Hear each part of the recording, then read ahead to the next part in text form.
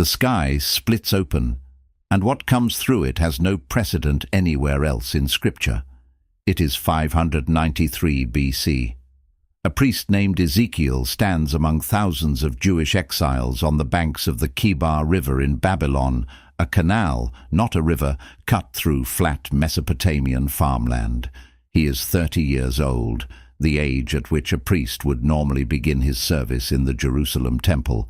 But there is no temple here, no altar, no sacred courts. Just a displaced people, 5 years into an exile that shows no sign of ending, trying to remember what it felt like to worship a God who seemed to live somewhere far away. And then, on an ordinary day, the sky opens. What Ezekiel describes next is so strange, so relentlessly detailed, and so difficult to visualize that readers for 25 centuries have struggled to agree on what he actually saw. Rabbinic tradition eventually restricted the study of this chapter to mature scholars only. Christian art has tried to render it for 1,000 years and never fully succeeded. And to this day, no single interpretation has settled the question of exactly what appeared above that riverbank in Babylon. The text calls it simply the appearance of the likeness of the glory of the Lord. 4 words that promise everything and explain almost nothing.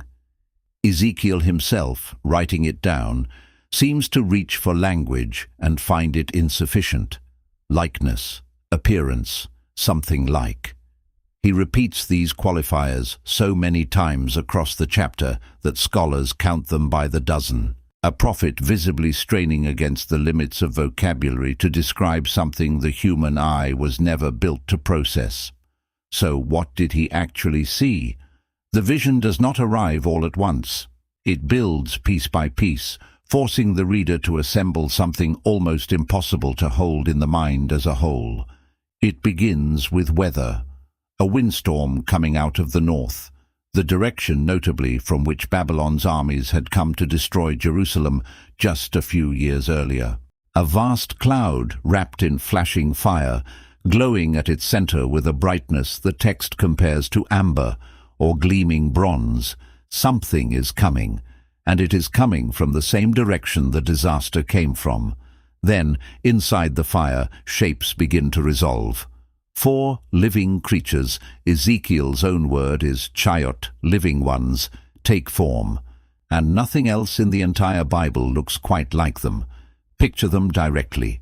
Each creature has the general form of a human being, but that is where the resemblance ends. Each has 4 faces, one looking in each direction at once, the face of a man, a lion, an ox, and an eagle. Each has 4 wings. 2 stretch upward, touching the wings of the creature beside them, forming a connected canopy overhead. 2 more cover their bodies. Their legs are straight, and their feet are described as being like the sole of a calf's foot, gleaming like burnished bronze. They move as a single unit, never turning, because each of their 4 faces already looks in every direction at once. Beneath them, the text says, is the sound of their wings, like the roar of many waters, like the voice of the Almighty, like the tumult of an army on the march. This is not silence. This is thunder given a body. And then Ezekiel looks down, toward the ground beneath these creatures, and the vision becomes stranger still. Beside each creature, touching the ground, is a wheel. But these are unlike any wheel a human being has ever built. The text describes a wheel intersecting another wheel at right angles, a structure that would allow it to move in any of the 4 directions without ever needing to turn, exactly like the creatures above it.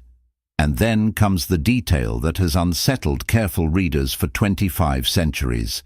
The rims of the 4 wheels, Ezekiel writes, were tall and awesome and full of eyes all around.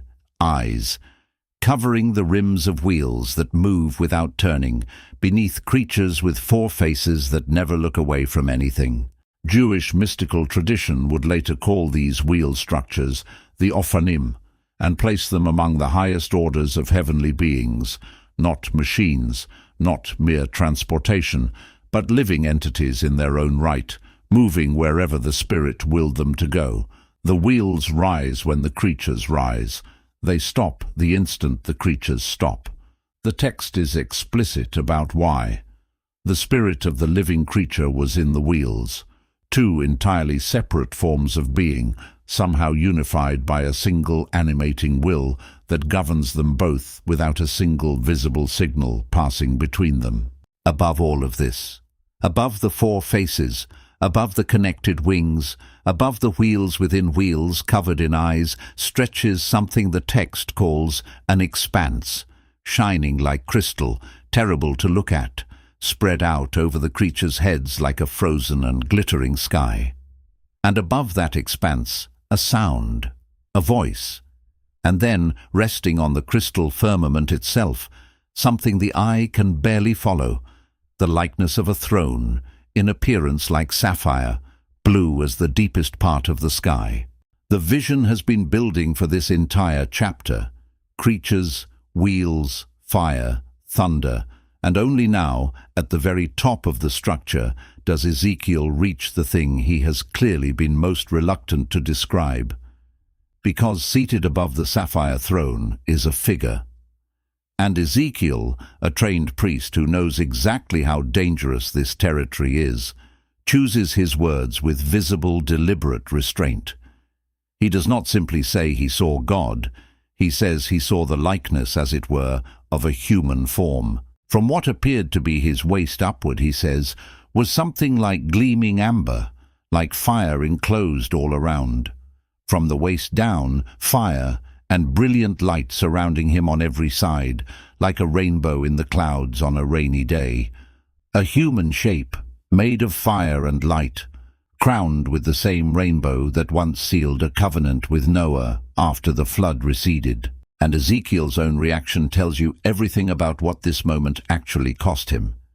Such was the appearance of the likeness of the glory of the Lord, he writes, and when I saw it, I fell on my face. A priest, a man trained from childhood in the exact protocols of approaching the sacred without perishing, reduced instantly to the ground, face down in the mud of a Babylonian riverbank, before a vision his own vocabulary could barely contain even in the retelling. This is not curiosity rewarded.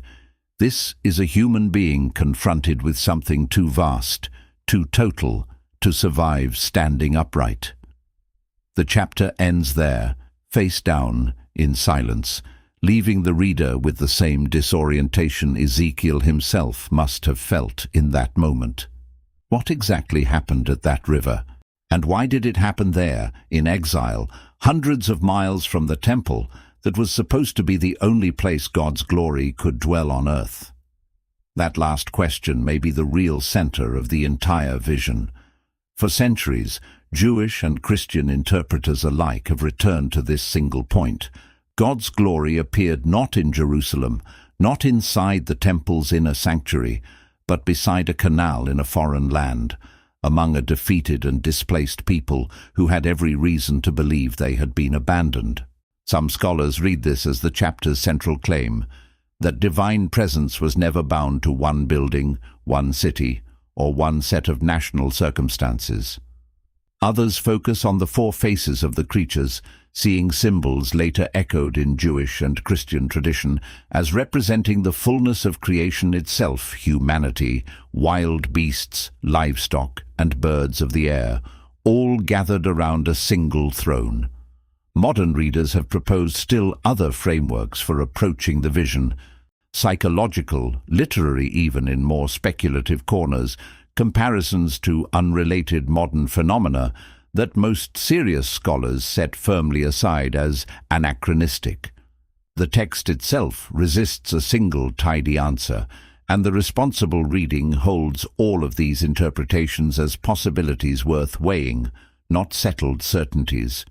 What no one seriously disputes is the vision's extraordinary afterlife. It shaped centuries of Jewish mystical thought, inspired the four living creatures still carved into cathedral ceilings and stained glass across Christian art today, and gave later apocalyptic writers, including the author of the Book of Revelation, an entire vocabulary of wheels, wings and eyes that echoes across the rest of Scripture. 2,500 years later, no one can say with certainty what physical reality, if any, lay behind Ezekiel's careful words. But the chapter itself has never stopped doing what it did on that riverbank in Babylon, putting careful readers face down before something they cannot fully name, still straining, as Ezekiel did, at the outer edge of what language can actually hold. Perhaps that was always the point. Not an explanation to be solved, an encounter to be survived, one so overwhelming that even the man who lived through it could only describe it as a likeness of a likeness. If you have your own reading of Ezekiel's vision, leave it in the comments. And if these ancient mysteries fascinate you, the next one is already waiting.